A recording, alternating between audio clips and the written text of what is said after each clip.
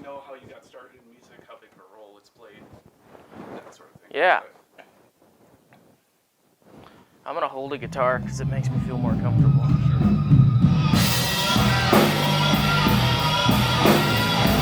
You know, that feeling, it's hard to even describe. It's an adrenaline rush. It can be emotional. It can be anything. It's unlike anything else that I've ever done. We feel that joy, they feel the music, and we feel the music, and we feel their joy. And it's really hard to imagine my life without music in it. So that's why this year has been so, different.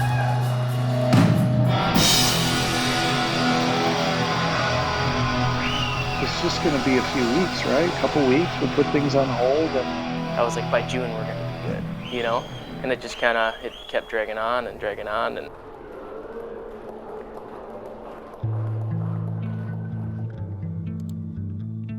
I'll try my best not to cry. No, I'm just kidding. In the summertime, I would have to say anywhere from 4 to 6 gigs per week. We usually play 50, 60 shows during the summer months, touring the whole US. So it was really weird to be sitting at home, for sure. So year 2 for us was like, hey, what did we miss in the opening that we didn't get right? And that includes community engagement. So we started focusing outward with the billing, and we're really just catching our stride, only being sort of 2 years old as you're going into that, and then you're shuttered.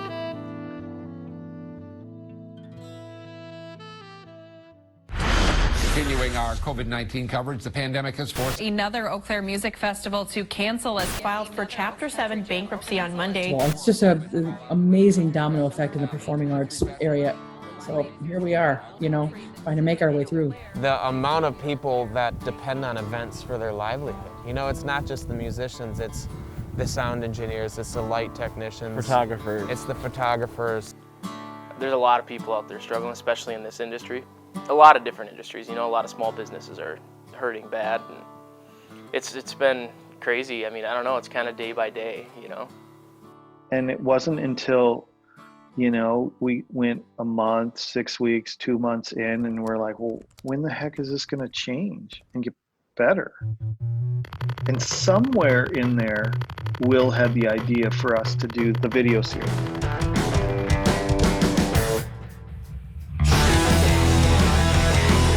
And I didn't know how much I was going to be able to even be involved initially. But then we sort of made my absence and participation kind of part of the storyline. Tonight on Unsolved Mysteries. I think the idea was, let's figure out a way to play live and get it out there. I give them a lot of credit because you can either sit around and do nothing, or you can try to continue to be creative in some way.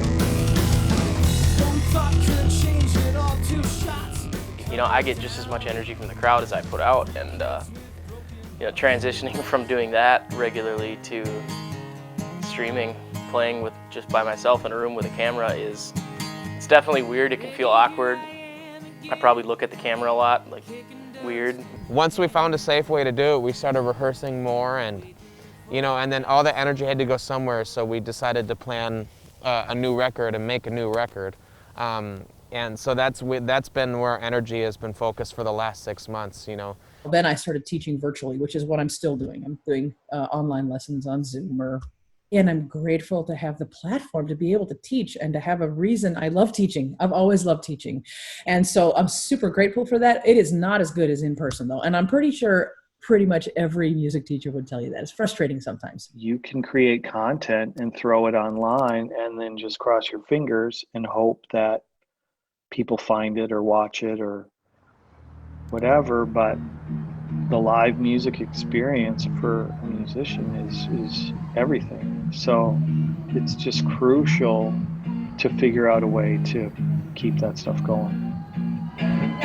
I come from the adage that you just can't sit by and watch things happen. You have to do something.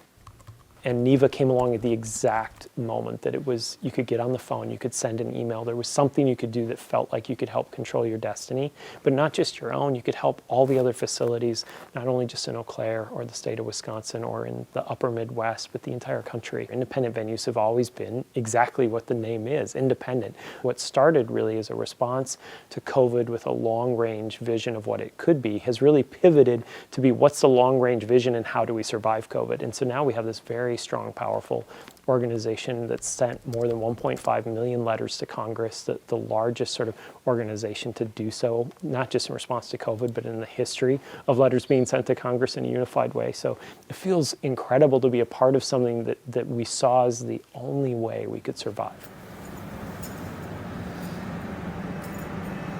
Assuming that it's safe and you can have a big, huge mass of people who are totally enjoying this moment, it's going to be like glorious. It's going to be glorious. I don't know when that's going to happen, but it's going to be glorious. Which is going to just take time. We'll see how long that takes, you know. We understand the reality of the situation and the fact that it might not happen, but we're operating as if something goes back to normal, hopefully by next summer. I'm more excited to get back to work than I ever have. I think everyone will kick it up a notch just because we've missed it for so long. I think there'll be some modifications to the presentation style. I don't think streaming is going to go away. I think streaming will become a component that's always offered to events, or at least as a follow-up to events.